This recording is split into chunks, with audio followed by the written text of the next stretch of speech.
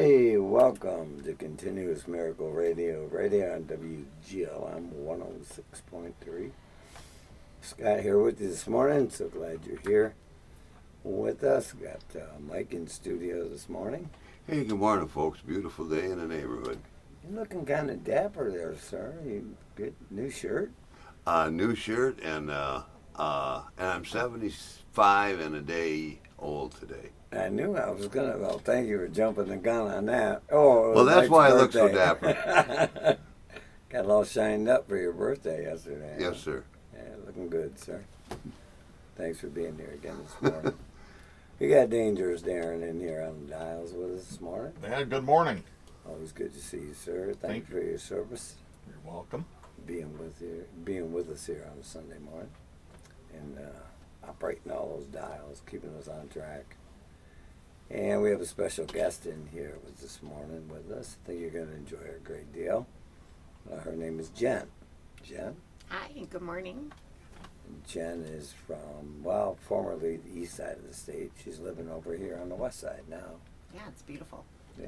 I don't want to go back. You finally made it to the right side I of the did. state. I made it to the right side, yeah. Yeah, we like it here anyway.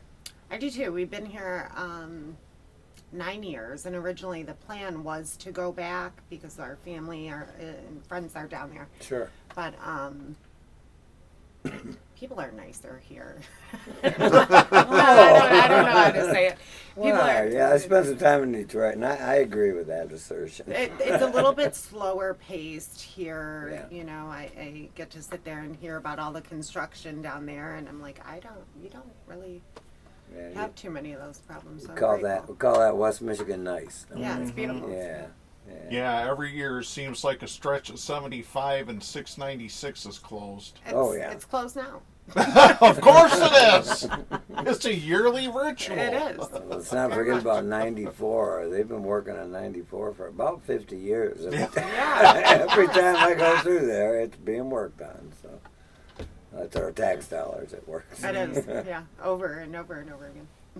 Hey, I wanted to take a minute today. I know folks have been listening. Is the Max golf outing, and I'm going to take a minute here and thank the sponsors of today's outing out there to raise funds for the MAC, so we can continue to have recovery meetings and be available.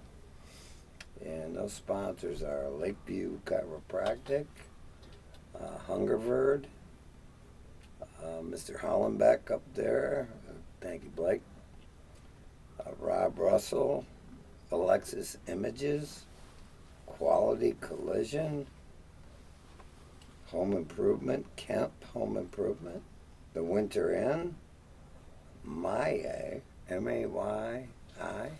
I'm not familiar with that. I might have to get around here a little bit. Bo the Plumber, Marshall, Halfway Diner, and the Lions Club of Greenville, also Outlook. So, wow, that's quite a lineup of sponsors we have for our little golf outing out there, isn't it, Mike? It certainly is.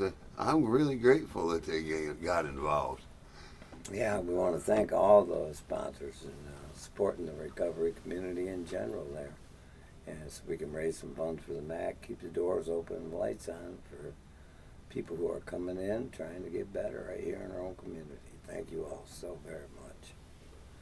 Yeah, I'm grateful the golfers assigned their teams up for that. Yeah, heads down, follow through, swing hard in it, in case you hit it, boys. Just in case. Just in case. Then go try again. So yeah, we had some good stuff going on with the recovery community. Things like events like that happening, which benefit everybody. So thank you again to all. And we brought Jen in here today. She's got some, we talk about the recovery and the continuous miracle here. And that's when we do recover, that's what life can become, a continuous miracle, a day at a time. And there's the flip side of that, which is if we don't strive and become a little healthier through some form or another, whichever pathway you choose. There's three outcomes on the other side of that coin. And those three outcomes are usually incarceration, institutions, or death. And we've seen that numerous times in our time in the recovery community, haven't we, Mike? Yep. Before the recovery community developed like it is today, recovery wasn't an option. Right. It was one of those three outcomes and usually chained to a wall. None of them are what you call pleasant outcomes. No, sir. But that's where addiction can take the addict, you know, or alcoholic, whatever the case may be. And we've seen that. We've seen that as much as we've seen people get through and come through on the other side. As Jen was talking about, she happens to be one of those folks herself. So Jen, tell us a little about yourself and your. Not that you're older like Mike and I, but Nobody is. before you husband is. matured, Okay. before maybe you matured to this point, you had some incidents in your life that brought you to realize that there was a higher power. Isn't that right? I did. Yeah. I did. Yeah. Yeah. I was incarcerated for my 4th DUI in 20 years. Youthful indiscretion. Yeah, not a good one. Yeah. Yeah, so it was my 4th in 20 years, and I've known a lot of people in addiction in my life. My son's father passed from it at 24. My own parents drank quite a bit. So it's been surrounding Right. me. You know? We talked a little bit prior to the show about generational. Mm-hmm. How we know what we know, we learn what we learned, and some of those things get passed on. Mm-hmm. Those behaviors and things that we learn to do to cope with life. Right. So in your 4th visit with the the court system, you mentioned that you were well. Did you volunteer, or were you placed in what's called the God Pod? Yeah, so it's the technical term for it is Reach the Forgotten program. Reach the Forgotten. Okay. Yeah. And it was volunteered. Actually, I have no idea how I got in there, to be honest with you. Normally you put in like a kite, which is a note that goes to the guards in the jail, and you request to go into this program. I never did that. They just came and got me.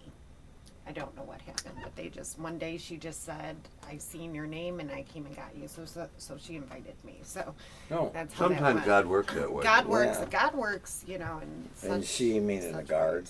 ways.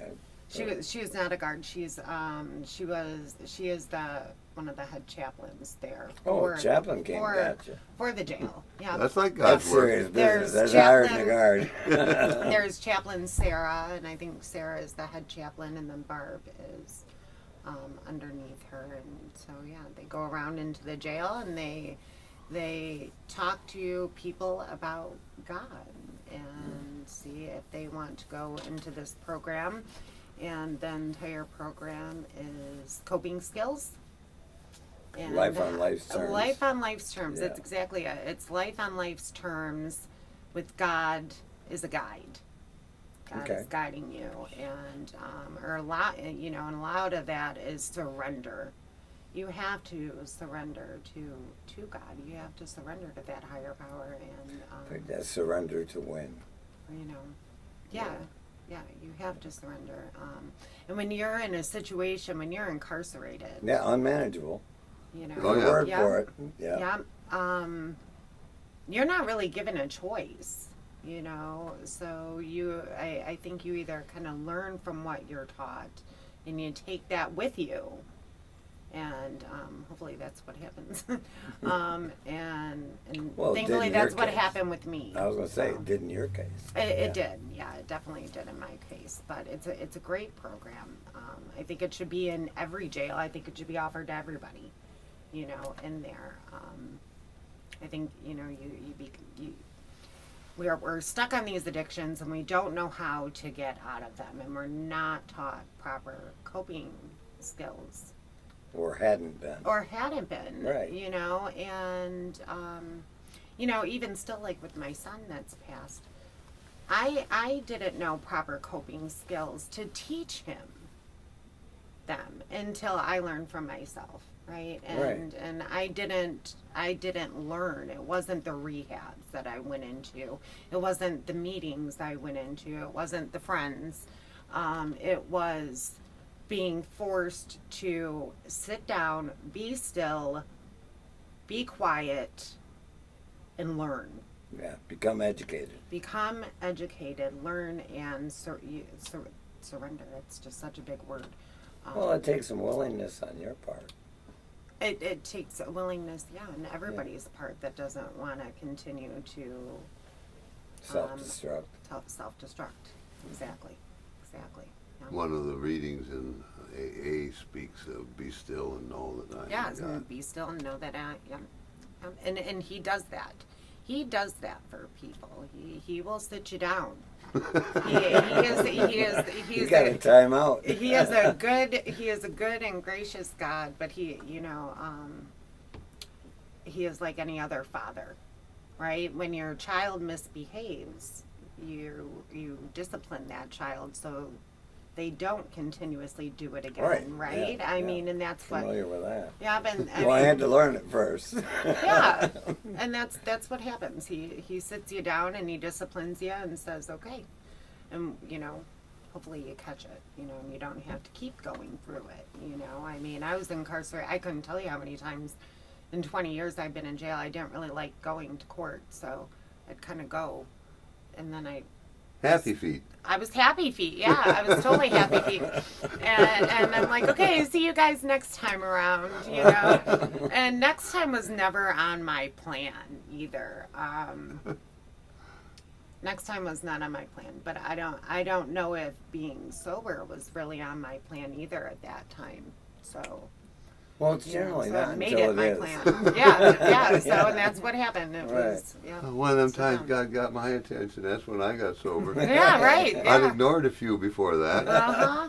Yeah. Walked right past those opportunities, eh? Yeah. Thanks for Keep showing me walking. how to look. Patient. I see you over there. I'll catch you on my way back. Yeah, that one. Uh-huh. I Yeah. gave him a wink and a nod, and Right. So your own experience with addiction then lasted 20 years 20 years. before. I was about 20 years old when I got my first DUI, and then my last one was about 10 years ago. Until you got caught up in the God pod. Until I got caught up. That's what we call it. Yeah, until I got caught up. Yeah, and then God pod just adjusted me. I don't know. Right. Well, it's It adjusted my obviously soul. it's what you needed. So yeah, I mean, my son Jack, Jack had just passed from addiction. Your son, and that's what we were talking a little bit prior to about the four outcomes of recovery. You know, jails, incarceration, institutions, death, or recovery. And those are the four options. Mm-hmm. As you mentioned, Jack, Jack, your son, he passed, he did. and that was well, you were sober. Kind of. My drinking habits were a little bit different, so I wasn't drinking on a like all the time basis, but I would like binge drink when I would drink, you know. Oh yeah. Yeah. So it wasn't. So I wasn't, or I was sober when I found out, and I stayed sober for about 3 weeks Okay. after I had found out. Let's take a little break here, and we'll continue this conversation with Jen after these messages from our sponsors. So come on back and join us right after these brief messages. Thank you so much for listening. near as I can tell, I didn't interrupt the flow that time. I'll Can't get fall back with asleep you on it. either. I'll get back with you on I it. mean, yeah. I mean, am I doing all right? I don't Yeah, really know perfect. what to You're say, doing so I'm fine. just flowing. No, So. yeah, Oh, that's no. the one. Well, Okay. so, it's when we get those quiet.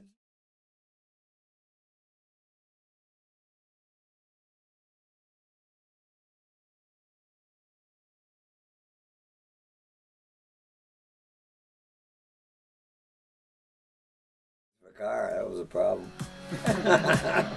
We'll be driving somewhere and I'll put my hand on Nick's legs. I got the buckboard loaded up. Mom, we're going to town. Yeah. Okay, Scott here back with you on Continuous Miracle Radio. Mike illuminating some more driving habits of his that need to be With the buckboard. need to be adjusted. He's coming right along in that department. So, Yes, sir. hey, prior to the break, we were talking to Jen a little bit about her own journey through addiction and then recovery. And then life started lifing, right? Life started life and Yeah. And through that, I know you had a son by the name of Jack. yeah. And Jack fell into addiction himself. Yeah. And then you, as mother, being sober, trying to help him. There was what did that look like for you? As far as getting him into treatment and trying to find ways to be helpful to your own child. Well, it was a whole family event with Jack.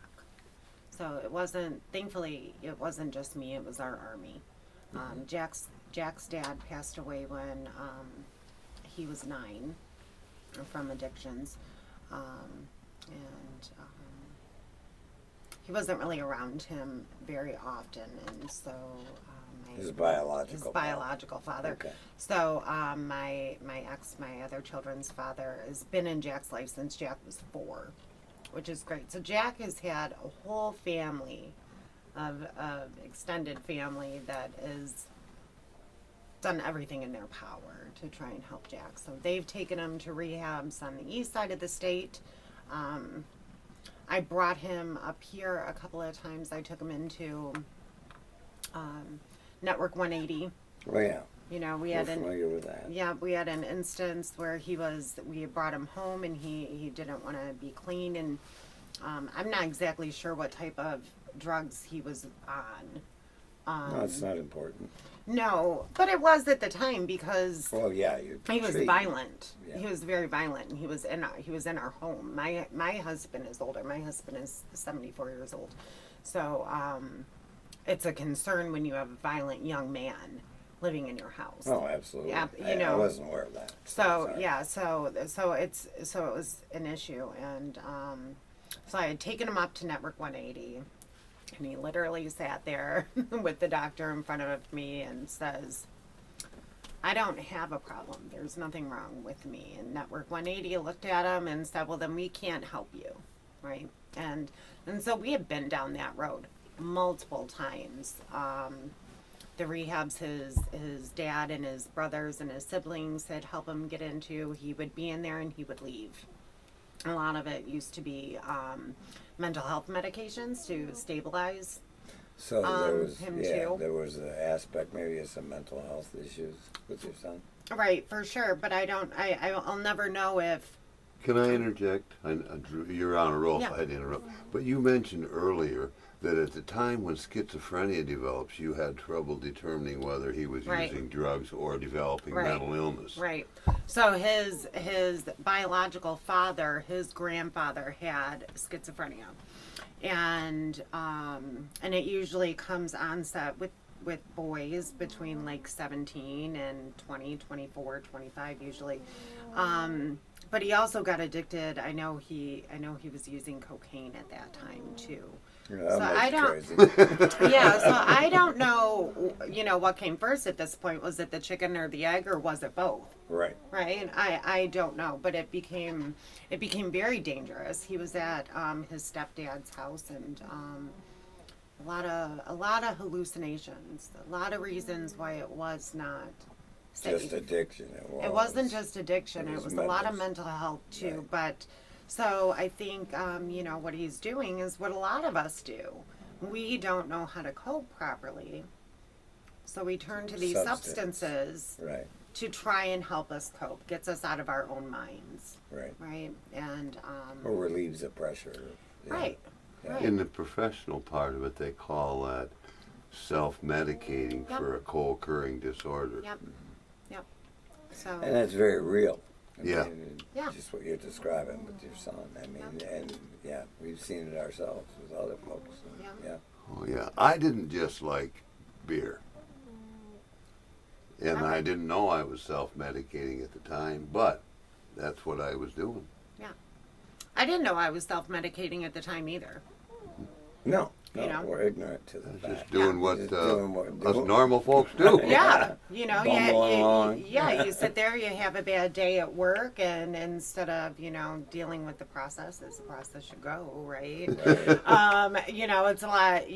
a lot easier of I'm just gonna pop the top or do whatever, and and I'm gonna hang out and relax. The next thing you know, you're lucky if you make it to work the next day, Right. right? So that has a lot to do with it. So with Jack, I mean, you never really did determine then if it was mental or a combination, or that's Or- just what you're. Well, You were it's thinking. something that we'll never know. Throughout the years, it was.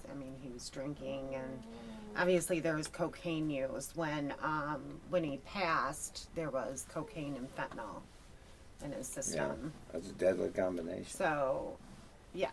So, and he wasn't an avid, opiate user. He had gotten such a little amount that it still killed him because he hadn't built up that tolerance to it. Okay. So, like, if you sit there and you drink a beer, right? You sit there and you can eventually maybe drink 6 beers and you can still walk, right? Because he built up that tolerance. He didn't have any tolerance for fentanyl or opiates in his system. So just that little bit is just, And that's just dangerous. It's why that stuff is so dangerous on yeah, the streets today. and it's awful, yeah. And it gets into various substances, and people Yeah. don't even realize You don't know it. that they're taking it. And next thing you know, you're at the hospital. Yeah. Well, and that's a scary thing about addiction now is because, addiction is scary in general, right? It doesn't Yeah. lead us anywhere good. But now it can be put in so many Different substances. different substances. Yeah. Excuse You me, know. are you talking about fentanyl in particular? Yeah. Yeah. Oh, okay. I mean- What I had, some of this sounds like it's all an accident that would happen. I have met quite a few fentanyl addicts who deliberately use Yeah. fentanyl, built up a tolerance, however you want Yeah. to call it, or mixed it with other things. And some people deliberately seek out a dealer that has a certain kind of mixture because that's what they need at that point. Yeah. So, and then it's sometimes people wind up with a different dealer and the mix is different, and that's where a lot of those accidental overdoses.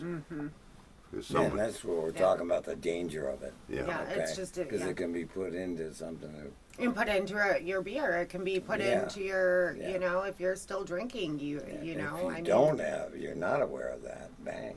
All right. You Yeah. hit. You're hit. So, Yeah. Yeah. So the easiest direction is just don't pick up. Hey. just don't pick up. That's a hard lesson to learn for some A folks. lot of folks, yeah. Tell me, I know. I know all about it. Yeah. Well, you learned about it. I learned about it. Yeah, you became educated. Yeah. What not to do. What not to do. Right. And why not to do it. Absolutely. Why not to do it. There was a government policy of just say no that we learned didn't really work. It had something different had to be done. And harm reduction is one thing we've learned about, Yeah. where they have test strips so a person can find out whether there's substances they're not looking for in the drug that they use. That's one method of harm reduction that Right. we've heard about on the show here. Yeah. And that's just to help people from not killing themselves. Yeah. You know, Yeah. Yeah. that's harm reduction. Well, you know, Start there. and how many times can you do that until you're not lucky anymore? Yeah, You know, that's the thing. You can sit there and you keep dipping your hand in that honey pot. yeah. How long until, you know, you don't have that backup, you don't have that Narcan, you don't have this that one time, Right. you know? Then your whole life is gone, In an you instant. know? And in an instant, you know? And that sounds like that's what happened with Jack. And that's what happened with Jack, you know. And it's unfortunate. Jack was just, you know, I talked to my boy the day before he died, and he was like, "Mom, I'm gonna get out of this," and he's like, "God's got me." He said, "God's got me," and he was very connected. God was his higher power, and he was connected to him, and I'm very grateful for that. I forgot. I lost my train of thought. But Well, you were saying yeah. you'd spoken to him the day before, so Yeah, I'd spoken to him, and I mean, he was aware. You know, he was aware things were going on with him that shouldn't be going on, and he just could not break out of it. yeah. You know, You know, you Could not wouldn't- put it out. Could not put it down. I literally said, "Jack, get your shit together." Can I swear on here? I don't know. Sorry. Well, Darren's not going to let us get away with that part, but so Well, I don't know. The delay is not working. Uh-oh. Oh, That's sorry, not guys. good. We got one by you, Darren. well, the FCC, I'm apologizing to right up front here while we're still alive. That was an accident. It wasn't Mike. Yeah, I was the guest this time, so That a girl. yeah, he didn't do it. I've been severely reprimanded. You won't be this time. We put Mike in the penalty box. I believe it. So, thank you for that. He needs that from time to time. He's too It cerebral gives on him this show. something to do. He's Yeah. on fire over there. Okay. Try Darren's again. putting out a Let's fire. do that It's again. like, I got all these buttons. You have the best life. Yeah, but he really can't stop us from doing things. And that's something you said. You kind of, your hands are tied about doing this stuff. Right. It Yeah. seemed as though Jack was ready to do something, but he had to do something you couldn't. He had to do it. He had to do it. Well, that's for anyone Everybody's going into got. recovery, you gotta Everybody do it for has to yourself. want to do it. Yeah. You cannot. It's the worst part about being a parent with somebody in such a strong addiction. It's your hands are tied. I could pick him up and carry his butt. I mean, like I picked him. Take the whole with him. I took him to Network 180. I said I had these assessments to try and get him the help that he needs, and But until he didn't want to go in there, he knew the rules before he came to my house. I said, you have to go into a rehab. Because of the violence that we had experienced when we tried to help him before. It was that was the only alternative. Well, and that, as a parent, that is your alternative. that's it. You know. I mean, because we can't. Because until a young adult wants to make that decision for themselves, you're powerless. We're powerless. We're completely powerless, right? And you're powerless, like they say you are over your substance abuse, right? You're Absolutely. just powerless, and that's how it feels being a mother of somebody that's Addicted. and that because you can't save them. No. I mean, you can save yourself, and you can lead them in the right direction, but they gotta jump aboard that ship willingly. Yeah. Can I interject something about Network 180? Yeah. Network 180 is a Kent County agency that handles mental health and addiction services for the county. So they do the screenings. They don't actually have a treatment center. They Right. they direct you to treatment from the assessment that you Yep. took Jack for. They're the hub. Yeah, Or the it's a hub, yeah. So then they screen you, and then they figure out where is the best place for you, and then they'll Right. put you into placement there.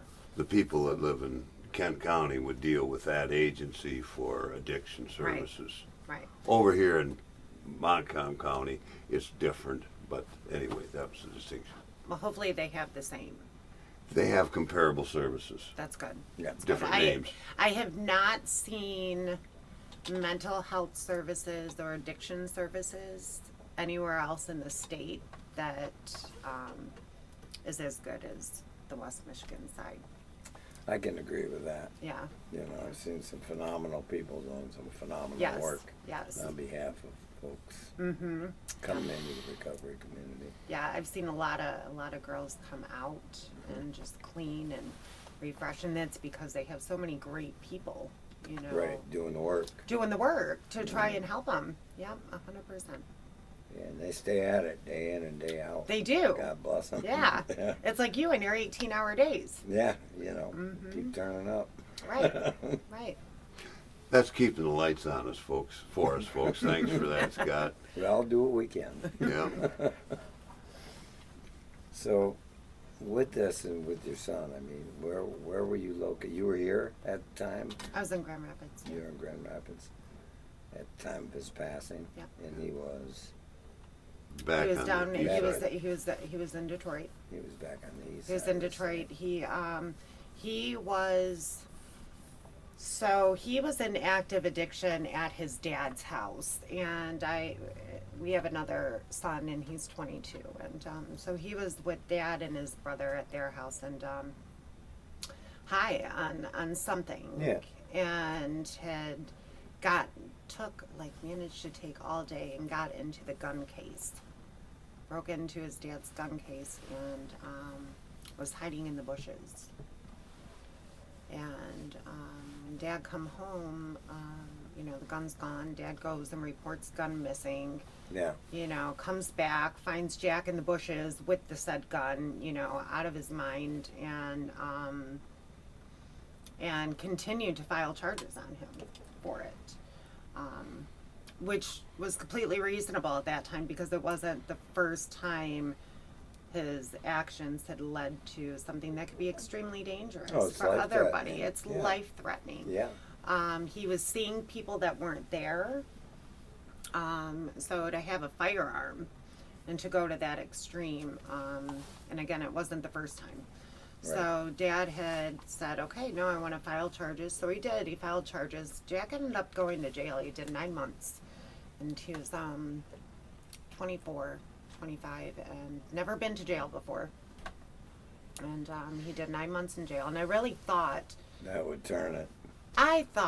because, Well, we your kinda own made- experience, it did. I'd never sat in jail like that, like I did before, but yeah, I was just hoping somebody had to help, right? Rehabs weren't helping, maybe jail would help, and jail did not. The court ended up, so he was in there for 9 months. The court placed him it's like a halfway house type thing. Sure. I think, where so he could live there and he could go to work and everything Be else. accountable. Be accountable. He was placed to live there for the 2 years duration that he was on probation, and met some people in there, and took off. And then decided didn't want to come back. And then decided didn't want to come back. Yeah. So. Well, we're going to take a little break here, and we're going to talk afterwards a little about you and coming through that situation sober, as you have. Mm-hmm. And, Amen. and talk a little bit about the hope that recovery offers each and every one of us. Come on back and join us here right after these brief messages from our sponsors.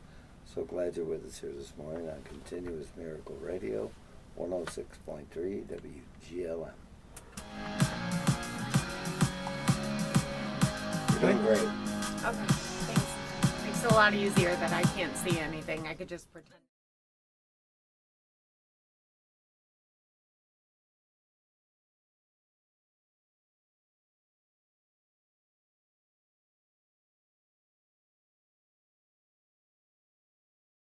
That's Well, my- they can, but I that's my didn't mean I'm go-to, listening. too. That I doesn't, just say, I didn't mean I'm listening.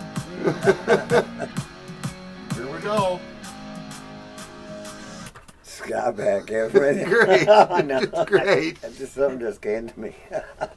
It happens occasionally. Continuous miracle radio. And those ideas keep popping every now and again. It was well going to be a good one too. Oh, every now and again we get a good one, don't we, Mike? Yeah. So, oh yeah, Dangerous is here telling me we do have the phone on today here in studio. We are live, 616-754-1063. If anyone maybe has a question for Mike or myself, or of course Jen, who's here with us sharing her experience, strength, and hope. And that's kind of where we're headed with this conversation, with her being in recovery and the loss of her son to addiction. I know a lot of folks in recovery battle, or well, encounter grief. I wouldn't say we battle with it, but we encounter grief and how we get through those situations sober when life events happen. Yeah.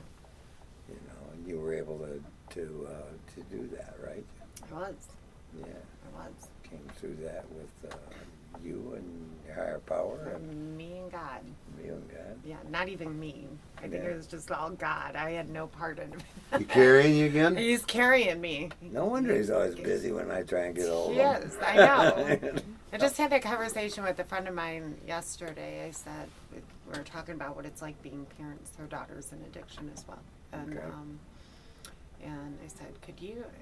It's stressful as what it is for the average person to be parents. Can you imagine poor God? He's got to be up there dealing with all of us. Like, Yeah. Oh goodness, that's A a lot guy of that work. loves me like that and has to Man. worry about me too. I I'm know. thinking there's a lot of head shaking going on. I got a card the other day that said when I was born, the angels got together and were severely reprimanded. Yeah, yeah, yeah. So walking that walk, 'cause when was it when your son passed? Don't mind me asking. He passed January of last year. Oh, well, so it's been a year. It's been a year. No, 18 months. Yeah. So through that, did you do any counseling or did you? I went do to any- jail. You went to jail. I went to jail. Oh, I hung that's a out. form of counseling. Remember Happy Feet? I went to jail. My DUIs were about 10 years old, and I just avoided them. And it just so happened that I was with a neighbor, and they had got pulled over for their windows being tinted, or I don't know, some stuff like that. And they ran my name, and they took me to jail. And it was about Oh, for 5, your 6 former. Yep. So you weren't intoxicated. I wasn't intoxicated. Okay. No. Just make sure we're Nope. understanding. So it was the old DUI that was coming. So that when They don't we forget got, that stuff? No. No. Didn't I tell you that? No, they don't. Not at all. No, I wish they would have. And it just so happened I got, they ran my name and they had pulled me over. Sure. And, said, okay, we're gonna take you. And it was the one time now in all these years, I did not bail out. Like I actually stayed in there and said, okay, I'm gonna deal with all this. But it was very new right after Jack died. Mm-hmm. So you got grief going on. An You awful basically grief picked going up on an old warrant Yeah, I was picked up on an old warrant and and placed in jail. placed in jail, And that's where you worked on your grief? and that's where I was to grieve, but I wasn't even grieving. You can't grieve in jail. You're not. So you meet some great people in jail. Maybe you can grieve in jail. I wasn't one of those people that could. So I held just a lot of it in, but I was forced to obviously stay sober and deal with that grief, right? Yeah, you're sitting with it. I'm sitting with it, and Yeah. there's no running from it. You're not getting out of it. So, and then that's when Reach the Forgotten, the jail program, had found me. And they dealt a lot with addressing the grief as well as addressing substance use and why we want to run that way, and it made perfect sense, and it really made my vision a lot clearer when I got out. Oh, it makes For sense sure. when it makes sense. So yeah, it made sense. It made sense. Yeah. So I was grateful for that. Especially after just losing him to addiction. Right. So you're in there and you're just like, why have you forsaken me? You know, my son has just died this awful death. You know, I couldn't save him, you know, and now you're let me sit here in jail. Like, what is good? Why? You know, but I had picked up drinking after Jack died, about 3 weeks after he died, and I was not You weren't in a good place. I was not in a good place at all. So if it wouldn't have been for that higher power telling me to sit, intervening, maybe. and it was 100%. It was 100%. I was suicidal and just. You got an my intervention? I did. I did. Yeah, and it was phenomenal. I'm forever grateful for it. You know. So, passing through that, coming out of incarceration, still grieving, I imagine. Probably now, more so now, Yeah, because I'm out of jail. right. So if I want to scream and kick and cry, You can. I can do that now. So it's so I'd say that since jail, and I was in there for about 5.5 months. That whole last year, I couldn't grieve him. I wasn't Okay. in a right state of mind. So grief has just really started to hit We talked about brain fog. recently. Yeah. Grief fog. Yep. You know, just Yep. going through the motions one day at a time. Yeah. And that takes place in jail as well as Yes. not in jail. So Yes. there is a period of time after losing a loved one that occurs. I know. And- I'm familiar with it. And it's medical, and so many people don't realize that it's physical. So when you have somebody that has gone through such trauma and such grief from losing a loved one, there is that brain fog, Right. and they call it grief brain, and your brain doesn't function. So I guess if one thing, you know, I'd like for everybody to hear is when you have somebody that's dealing with grief, be kind to them. That's the bare minimum. Be kind to them. Sometimes our thought process doesn't work right. Sometimes our patience level is down. And you don't have to You ask them know. what's wrong because nothing's wrong. They're just experiencing They're just grief. experiencing something. Yeah, Yeah, you know, exactly. and especially if you have somebody that's coming out of their addiction with that grief, Oh, yeah. right? Because now you were dealing with somebody that's trying to stay sober and deal with their emotions, right? And a lot of people go and use those substances so they don't have to deal with those emotions, right? Right. You know, we don't want to Yeah, we well- don't want to sit in that uncomfortableness, No. you know. So that's a whole other, you know, level. that Emotion- people are, emotions. that people are Emotional working on. maturity. Yeah. And that takes time and effort It too. does. It does. Yeah. I'm- And I'm- experience. Yeah. I'd like to interject something, and for a change, I'm not going off the rails. The Come local, on, today's the day. not the local fan group, which is Face Addiction Now, has a support group for people going through things like that. And anyway, I just thought I can't remember what night they meet, but there are such support groups for people now.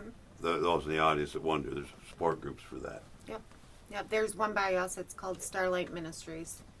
And that one in Grand Rapids, I think it's in Grand Rapids, Ada, somewhere over there. I'm not sure, but there's a couple. Yeah, And they meet twice a week or once a week.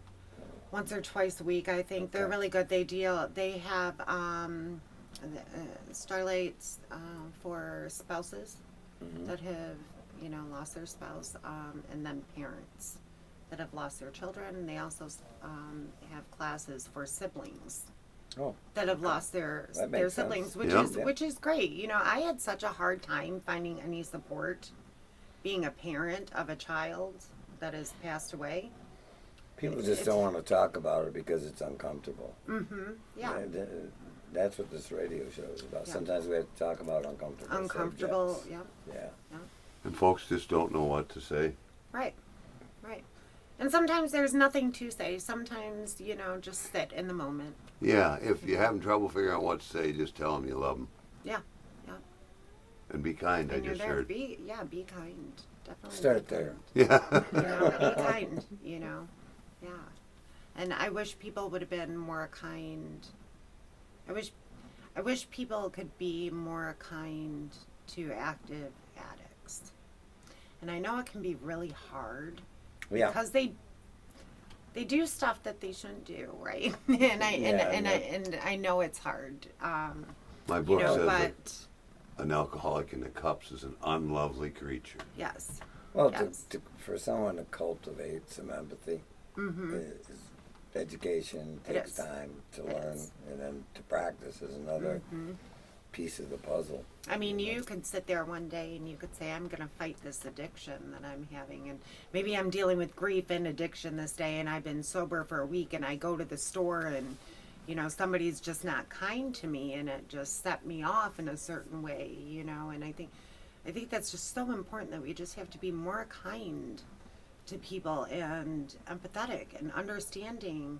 That just because we can deal with things on this level, Right. on this Doesn't certain mean level, everyone it doesn't can. mean that everybody right. can. And just because people make mistakes, it does not mean that they're bad No. people. And they should be treated as such. You Yeah. know, if you keep kicking a dog while it's down, what do you expect them to do? Eventually, a dog's going to bite. Yeah. You know, so try not to kick the dog when it's down. You know, do stuff to lift them up. Yeah, good idea. I've been doing that with Mike for a while now. I'd like to interject He's something doing all here. right. Something I found in trying to help people with mental illness. They've been kicked so many times, they think that getting help through whatever, the hospital or mental health thing, they've been kicked so many times, they don't think it works anymore. It doesn't work for It them. doesn't work. Yeah. Yeah. And they get no encouragement to go back to speak up. And it's awful. It's awful because, like we had said earlier, when you're just sitting there and you're beating yourself up when you're in that addiction anyway. You know, I couldn't count the endless times, and I know my Jack did too. Like, damn, I did this when I wasn't sober, and I really wish I wouldn't have done that. You know, and so you kick yourself too.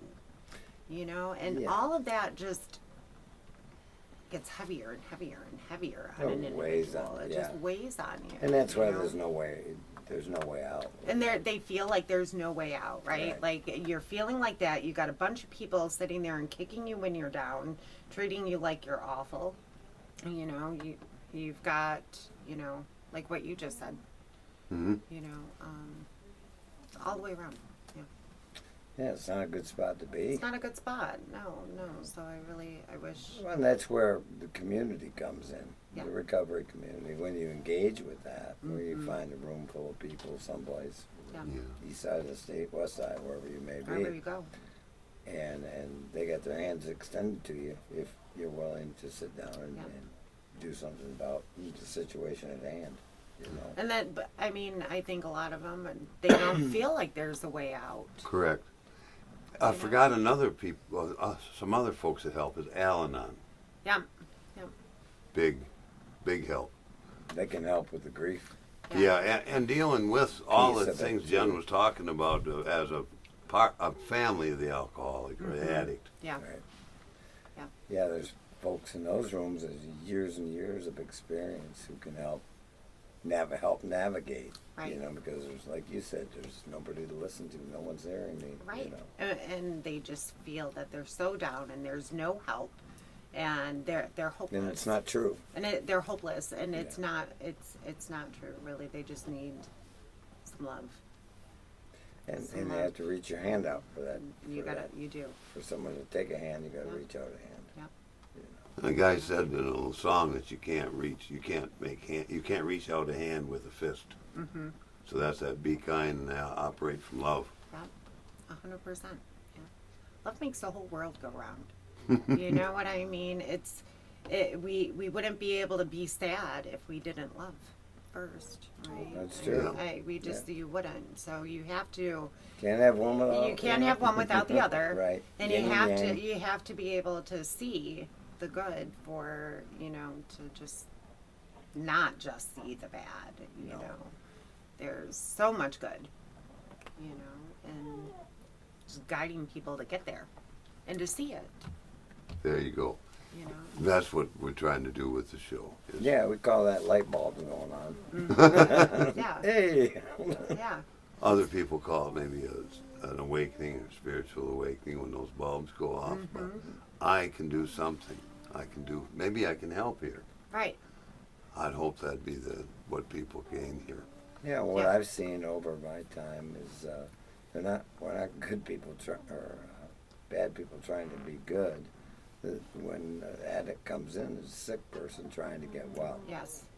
and that changed. Yeah. When I understood that, it changed my thought on how I was approaching things, and what I could do maybe to help, or somebody else could do, or because there's a network now, when they, not just them, but throughout the entire nation of people who can be useful and helpful Right. to the people coming in today. What a miracle that is, It It is. is. Yeah. as opposed to some of the stuff when we first got sober, basement of a church someplace. Good luck to you, kid. Come on back and have coffee with us next week. Tell us what's going on. But that was love. Yes, sir. That's love. Best practiced, best as they knew how. So, I wasn't very lovable when I got here, kind of like hugging a cactus. yeah. You were entertaining, I'll give you that. You were entertaining. I was still fighting quite strongly the whole thing. That's why we told them to keep coming back. So. Yeah. They said me something about we'll love you till you learn you love yourself, and That's I right. said, what a big bunch of crock. You were right. I took them up on it. So, John, I want to thank you for coming in here today, my dear, and Yeah. joining us on Continuous problem. Miracle Radio. Thank you for Share asking. that experience, strength, and hope, and let people know who may be in a similar situation that you can get through this. Sober. You can get through it. You Yeah, can get through it. a day at a time. Sometimes a phone call at a time. Right? Sometimes a prayer at a time. Oh yeah. Always. Always. Yeah. Yeah. But you can definitely get through it. Yeah. You can get through it. I've heard the prayer takes many different forms. I've seen it. Yeah. So yeah, thank you again, my dear. Yeah, Pleasure no to have problem. you today. Next week, come on back and join us here on Continuous Miracle Radio, right here in WGLM 106.3. We're going to have a special guest in, Yes, we are, boss. and we're looking forward to that. So we'll talk to you next week, right here on Continuous Miracle Radio. Scott signing off. I think I looked and had her signed up for it. She said, oh, no, I can't. I'm going to a Journey concert. Who you got coming in? Sheridan Hospital. Yeah, I was hoping, but I think...